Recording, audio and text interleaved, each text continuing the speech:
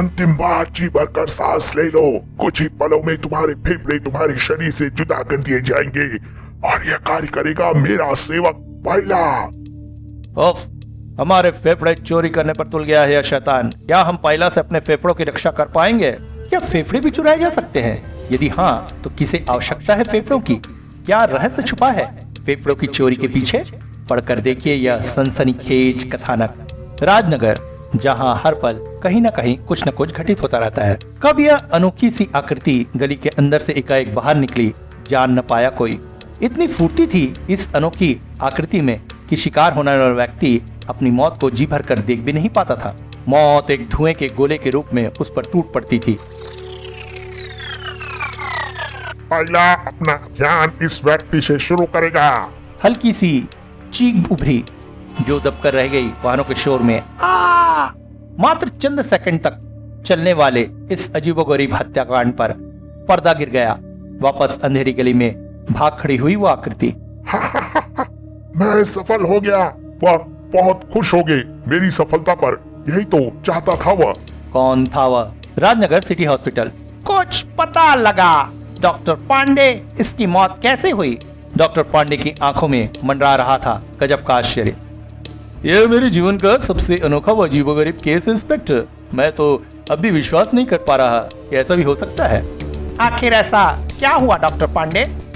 जो कुछ हुआ बताया डॉक्टर पांडे ने, वह इंस्पेक्टर प्रभाकर के छक्के छुड़ा देने के लिए काफी था। नो, नेवर, इम्पॉसिबल, ऐसा कभी हो ही नहीं सकता। यह तो वही बात हुई जैसे कोई कहे कि कुतुब मीनार की निचली मंजिल कोई चुरा ले गया, बाकी मंजिलें अपनी जगह हवा में टिकी हुई हैं। किंतु सच्चाई तो सच्चाई होती है।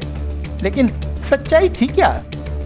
रात के अंधेरे में राजनगर की सड़क पर शरीफों की जगह निकलते हैं चोर उचक्के नशेड़ी शराबी। मुझे को यार माफ करना, मैंने बिल्कुल नहीं पी है। या फिर वे निकलते हैं जिनके इरादे बड़े खतरनाक होते हैं। अब यही बनेगा मेरा शिकार। पाइला के शरीर से निकला धुएं का गोला जा टकराया शराबी से। पुनः एक हल्की सी चीख उभरी। शराबी के शरीर से निकला कुछ जिसे कैच करके भागता चला गया पाइला। धीरे धीरे मेरा अभियान गति पकड़ रहा है। यही तो चाहिए था मुझे। उछल पड़ा इंस्पेक्टर प्रभाकर, मानो बिच्छू ने डंक मारा हो उसे। व्हाट? क्या कह रहे हो? एक और लाश फौरन सिटी हॉस्पिटल पहुंचाओ उसे। Yes sir. सिटी हॉस्पिटल में मची हुई थी जबरदस्त सनसनी। यह भी उसी रहस्यमय व्यक्ति का शिकार हुआ है इंस्पेक्टर। हवाइयां उड़ रही थी इंस्पेक्टर प्रभाकर के चेहरे पर। एक ही रात में 2 लाशें। ये लाशें चीख चीख कर किसी भयानक तबाही का संकेत दे रही हैं। क्या थी वह आश्चर्यजनक तबाही? राजनगर का सुभाष पार्क, जहां शुरू होने जा रही थी बैलून प्रतियोगिता। अब मैं भारत के खेल मंत्री श्री दामोदर राय जी से निवेदन करूंगा कि वे इंटरनेशनल बैलून टूर्नामेंट का अपने हाथों से बैलून उड़ाकर उद्घाटन करें। आइए सर, इस टोकरी में बैठिए। अवश्य। खेल मंत्री और उनके सेक्रेटरी के टोकरी में बैठने के साथ ही आसमान की ऊंचाइयों में उठता चला गया वह विशाल बैलून। आसमान से सैर करने का भी अपना ही आनंद है और आसमान से नीचे टपकने का भी अलग ही आनंद है। चीख पड़े खेल मंत्री। कौन बोला यह? कौन बोला? मैं भी नहीं जानता सर। इसी पल गुब्बारे को फोड़कर बाहर निकला हुआ। मैं बोला था किल्लौरा। हाँ, किल्लौरा नाम है मेरा। मारे दहशत के टोकरी से नीचे कूद पड़ा सेक्रेटरी। किल्लौरा मुझे मार डालेगा, बचाओ! पर क्या जानता था बेवकूफ कि उसे नीचे भी मौत ही मिलनी थी। किल्लौरा के शिकंजे में फंसी मछली की तरह तड़प उठे खेल मंत्री। दामोदर राव, तुम एक गुंडे थे और गुंडे ही रहे। नेता बनने के बाद भी तुमने अपनी काली करतूतें बंद नहीं की। इसलिए मुझे तुम्हारी सांसें रोकने के लिए भेजा गया है ताकि यह देश अमन चैन की सांस ले सके। रो पड़े खेल मंत्री जी। मुझे छोड़ दो। मैं 4 बार चुनाव हारने के बाद पहली बार संसद पहुंचा हूँ। यदि मैं मर गया तो इस देश की युवा खेल पीढ़ी का क्या होगा? भला किल्लौरा पर खेल मंत्री की बातों का क्या प्रभाव पड़ता है? यहाँ तुझे कोई फरिश्ता भी बचाने नहीं आएगा। कमीने। गलत कहा तूने किल्लौरा, बचाने वाले आ गए हैं, साथ में तेरी मौत का वारंट भी लाए हैं। किल्लौरा मौत से नहीं डरता राम रहीम, मुझे भारत माता को इस शैतान के जुल्मों से आजाद करवाना है और यह कार्य अपनी जान पर खेल कर भी पूरा करूंगा।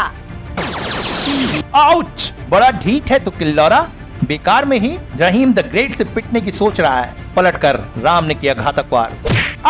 किल्लौरा के हाथों से छूटकर तेजी से नीचे गिरते चले गए खेल मंत्री। भला कौन बचाएगा मुझे, इस देश की जनता का बहुत खून चूसा है मैंने। इसी पल बिजली की तेजी से जकड़ा किसी ने खेल मंत्री का शरीर। आइए सर, पहले आपको जमीन पर छोड़ दूं। धन्यवाद बेटा, तुम्हारा बहुत बहुत धन्यवाद। इधर आसमान भी छिड़ी हुई थी। राम और किल्लौरा में भारी जंग। तूने शेर के मुंह से निवाला छीना है राम, तुझे इसकी सजा देकर रहेगा किल्लौरा। हवा में कलाबाजी खाता चला गया राम, किंतु किल्लौरा भी बस किल्लौरा ही था। मेरे टेप गन से कब तक बचेगा चूजे। किल्लौरा की टेप गन से निकलते टेप में जकड़ता चला गया राम। रहीम, कहाँ हो तुम? किंतु रहीम की जगह हवा में भूत की तरह प्रकट हुआ यह अज्ञात मददगार। प्रकाश पुंज का घातक प्रहार। टुकड़े टुकड़े होकर बिखरता चला गया किल्लौरा का जिस्म। सबको सस्पेंस का झूला झूलाकर रहस्यों के तार छोड़ता गायब हो गया प्रकाश पुंज। ओह, फिर एक बार हमारी जान बचाकर चला गया वह। लेकिन किल्लौरा क्यों मारना चाहता था खेल मंत्री दामोदर राव को? कुछ समय पश्चात कमिश्नर देशपांडे के कक्ष में। समस्या गंभीर होती जा रही है राम। खेल मंत्री के हत्या के प्रयास के अलावा कल रात 2 लाशें पाई गई। डॉक्टर के अनुसार उन दोनों ही लाशों के जिस्म से फेफड़े गायब है। क्या? हाँ राम, आश्चर्य की बात तो यह है कि उन लाशों के शरीर पर खरोच का एक निशान तक नहीं है। ओह नो, यह कैसे हो सकता है? बिना शरीर चीरे किसी के फेफड़े कैसे निकाले जा सकते हैं? आखिर किसी शख्स की फेफड़ों में क्या दिलचस्पी हो सकती है? क्या सचमुच उनके फेफड़े किसी शख्स ने चुराए होंगे? कहाँ छुपा होगा वो फेफड़ा चोर? यहाँ है फेफड़ा चोर। शाबाश पायला, शाबाश। हम अपनी सभ्यता को दोबारा पुनर्जीवित कर सकेंगे हम, किंतु अभी हजारों फेफड़े चाहिए मुझे, तब जाकर होगा हमारा मकसद पूरा। आप निश्चिंत रहिए फेफड़ा चोर, चुप नहीं बैठूंगा मैं। अपनी सभ्यता को बचाने के लिए हजारों क्या लाखों फेफड़े चुरा कर लाएगा पायला। यहाँ मानो की कोई कमी नहीं है। राजनगर का भगत सिंह स्टेडियम, जहाँ चल रहा था क्रिकेट मैच, अब रोमांचक दौर में पहुंच चुका था। इंग्लैंड को यह मैच जीतने के लिए अंतिम ओवर में 10 रन की जरूरत है और गेंद है कपिल के हाथों में। मामूली उससे बनाए शेर कपिल देव, कपिल देव, हरियाणा दा शेर है पुस्तरा, कपिल पुस्तरा, कपिल पुस्तरा। कपिल अपनी अंतिम ओवर की पहली गेंद फेंकने के लिए दौड़ रहा है। पास और पास, और तभी पिच की धरती फाड़ता हुआ प्रकट हुआ पायला। पायला आ गया, पायला आ गया। तेजी से मैदान के चारों ओर राउंड लगाता चला गया पायला। पायला को चाहिए तुम्हारे फेफड़े। न जाने कितनों पर गिरे ये धुएं के गोले, न जाने कितनों की चीखें हलक से निकली। अपना कार्य पूरा कर आंधी तूफान सा दौड़ता चला गया पायला। कोई रोकने वाला नहीं था उसे। जरा ठहरिए, शायद था।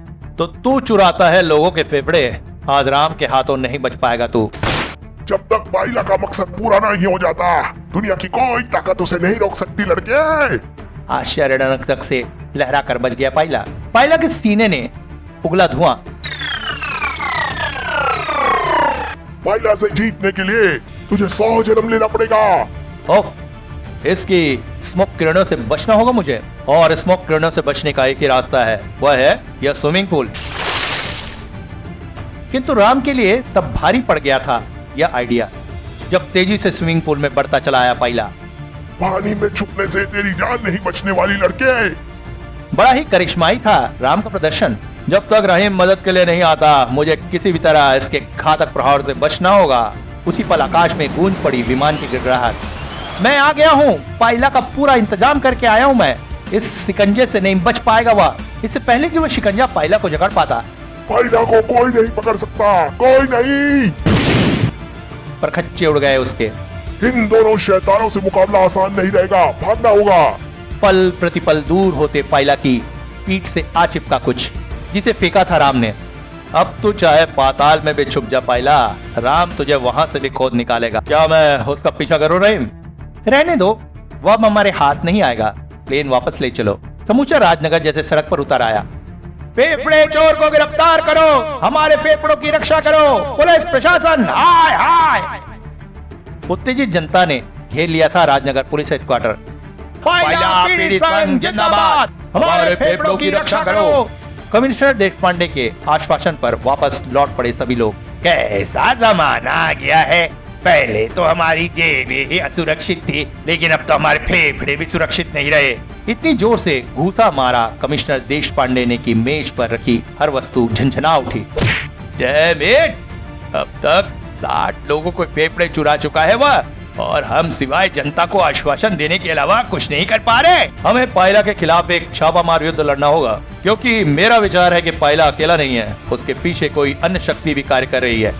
यू आर राइट, हर कदम पर सतर्क रहना होगा तुम्हें।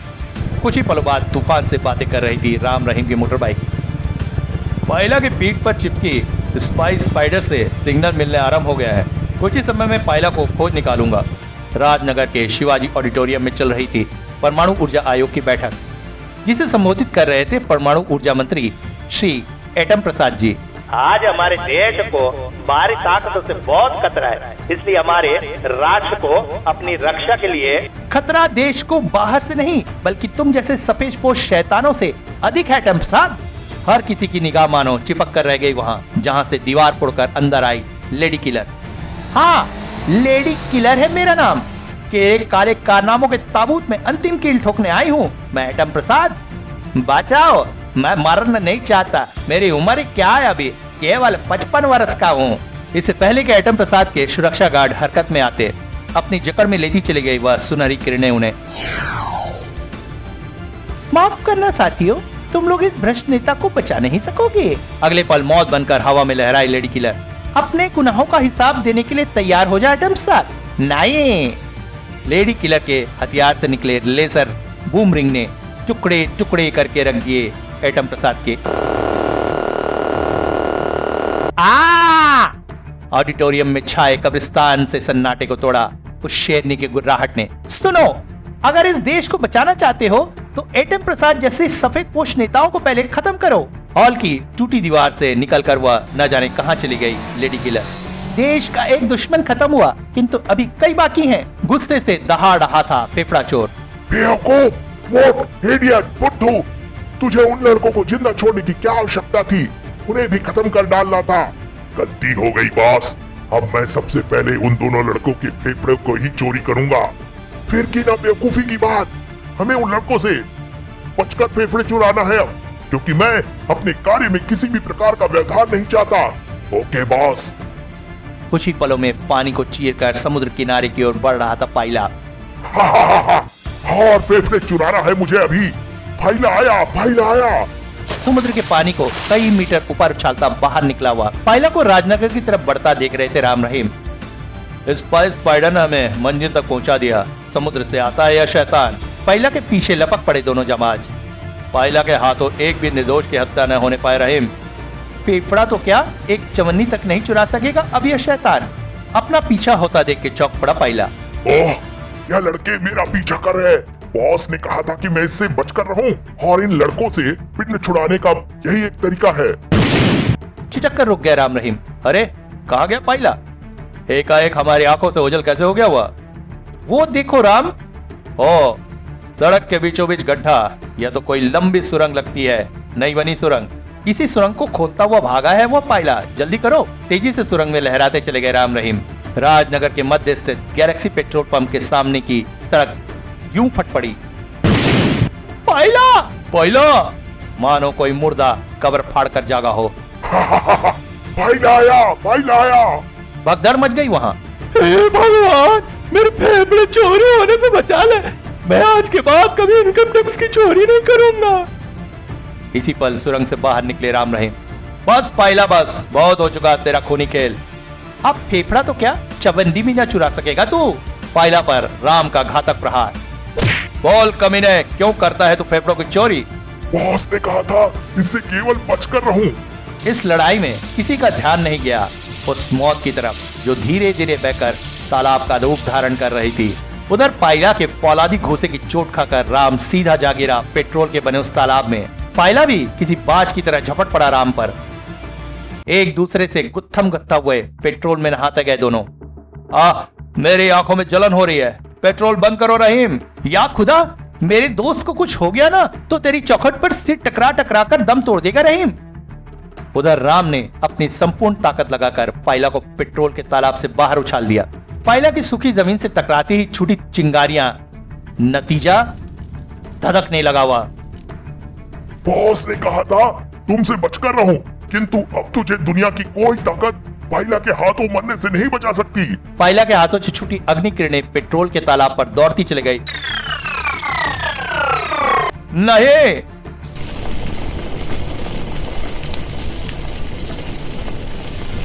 पेट्रोल से भीगे राम को अब भला भभकने से कौन रोक सकता था। अगले पल ज्वालामुखी सा फट पड़ा पेट्रोल पंप।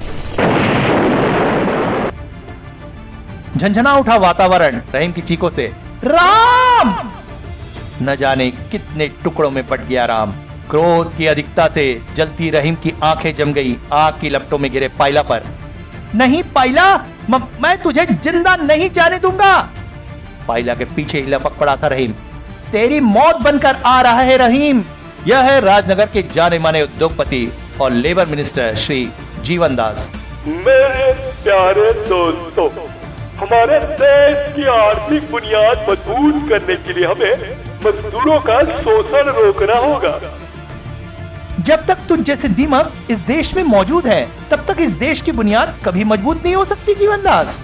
लोगों के दिमाग में घुमरते प्रश्न चिन्ह पर विराम लगाया उसने, जिसका नाम है लेडी किलर। Lady killer! हाँ जीवन दास, तुझ जैसे शैतान को खत्म करने की सौगंध खाई है मैंने। मौत को सामने देख जड़ हो गया जीवन दास। मुझे मत मारो, मैं अपनी सारी फैक्ट्रियां मजदूरों के नाम कर दूंगा। किंतु लेडी किलर तो मानो उसे मारने की सौगंध खाकर आई थी। लेडी किलर की गन से निकली लेजर बूम रिंग ने न जाने कितने हिस्सों में बांट दिया था जीवन दास को। जीवन दास को मौत देकर वापस लौट गई लेडी किलर। दो खत्म हुए, अब नंबर है दामोदर राय का। अभी मेरा प्रतिशोध पूरा नहीं हुआ। इधर पायला के पीछे लगा हुआ था रहीम। कहीं भी भाग ले पायला, रहीम पाताल तक तेरा पीछा नहीं छोड़ेगा। पायला के पीछे पीछे समुद्र में छलांग लगा चुका था रहीम। तेजी से समुद्र के पानी को चीरता आगे बढ़ता चला गया था पायला। कुछ ही पल में समुद्र में खड़े हुए अनोखे यान में प्रवेश कर गया था पायला। तो यही है पायला का सोर्स। किंतु यह यान समुद्र में आया कहां से? जैसे ही यान में प्रवेश किया रहीम ने मानो बिजली सी चमकी। उस अनोखे पिंजरे में कैद होकर रह गया रहीम। फेफड़ा जोरदार पहुंचकर अपनी मौत बुला ली है तूने। Rajnagar police headquarter. क्या मैं सचमुच जिंदा बच गया अंकल? राम, यदि सेकंड के 1000वें हिस्से में वह अज्ञात मददगार तुम्हें पेट्रोल पंप से न उठाता तो पेट्रोल के साथ साथ तुम्हारे भी परखच्चे उड़ जाते। झटके से उठ खड़ा हुआ राम। पायला का क्या हुआ? रहीम कहाँ है? पायला आग की लपटों में गिरने के बावजूद भागने में कामयाब हो गया। रहीम भी उसी के पीछे था। तेजी से बाहर लपका राम। रहीम की जान खतरे में अंकल, मुझे फौरन वहां पहुंचना होगा। हवा से बातें कर रही थी राम की मोटर बाइक।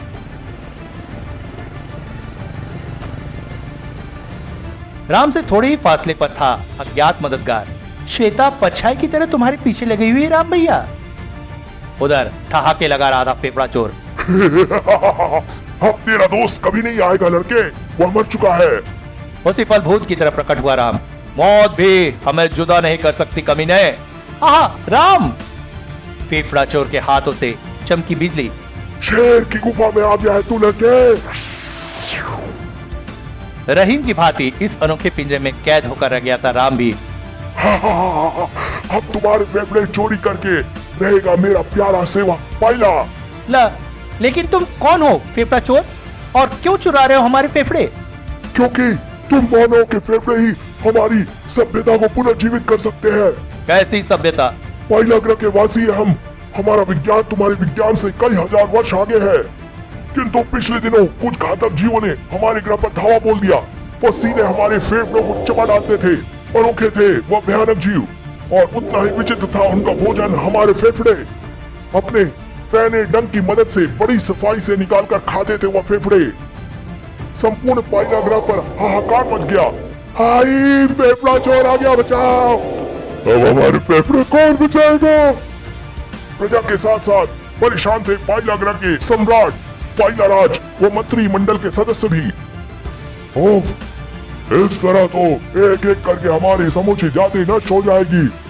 चिंता मत कीजिए सम्राट, हमारे वैज्ञानिक अतिशीघ्र उन घातक जीवों का कोई न कोई तोड़ खोज निकालेंगे। शीघ्र ही वह दिन भी आ गया जब हमारे वैज्ञानिकों ने फेफड़ा चोरों की काट ढूंढ निकाली।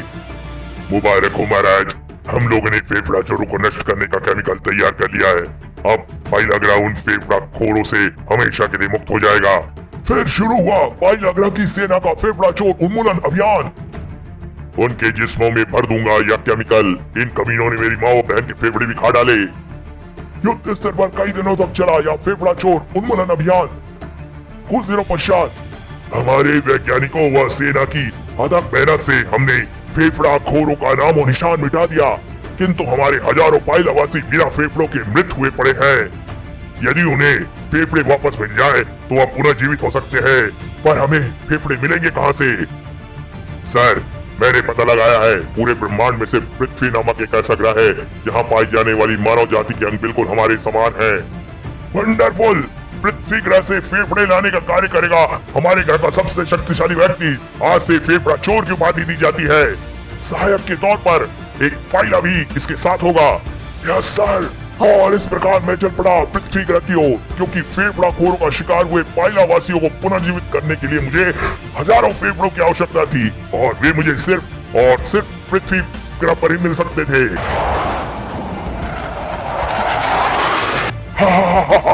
और अब तुम्हारे फेफड़े चुराकर इस अभियान को आगे बढ़ाऊंगा मैं। तुम्हारे इरादे कभी कामयाब नहीं होंगे फेफड़ा चोर। रहीम का कंप्यूटराइज हाथ टकराया स्विच बोर्ड से। स्पेस यान में छा गया अंधकार। अचानक हुए आक्रमण से संभल न पाया फेफड़ा चोर। अपने स्वार्थ के लिए तूने कितने जीवों को मौत के मुंह में ढकेला है कमीने। इधर रहीम टूट पड़ा पाइला पर। इसी पल गूंज पड़ी एक रहस्यमय आवाज, भागो राम रहीम, यह यान नष्ट होने वाला है। यह तो उसी अज्ञात मददगार की आवाज है। किरणों का फव्वारा छूटा था जैसे यान में। ओ, किसने फेंकी किरणें? भाग पाइला। इसी पल एक भूकंप सा आया, मानो सागर में परखच्चे उड़ गए थे यान के। समुद्र तट पर एक ज्वार सा आया जो अपने साथ बहा लाया था जिंदा राम रहीम। आह, शुक्र है हम उस भयानक विस्फोट में बच गए। न जाने उन दोनों का क्या हाल हुआ होगा। इसी पल सागर तट की रेत को चीरकर चला आया फेफड़ा चोर। तुम्हारे कारण मुझे पाइला जैसा सेवक खोना पड़ा, और अब तक हासिल किए गए सभी फेफड़े भी पानी में बह गए कमीनों। फेफड़ा चोर का शक्तिशाली प्रहार। मेरे सारे सपनों पर पानी फेर दिया तुमने लड़कों। पाइला की मौत का कर्ज तुम्हें अपने फेफड़े देकर चुकाना होगा। अब तुम्हारी कंकाल पाइला ग्रह की सबसे ऊंची इमारत पर लटकाए जाएंगे।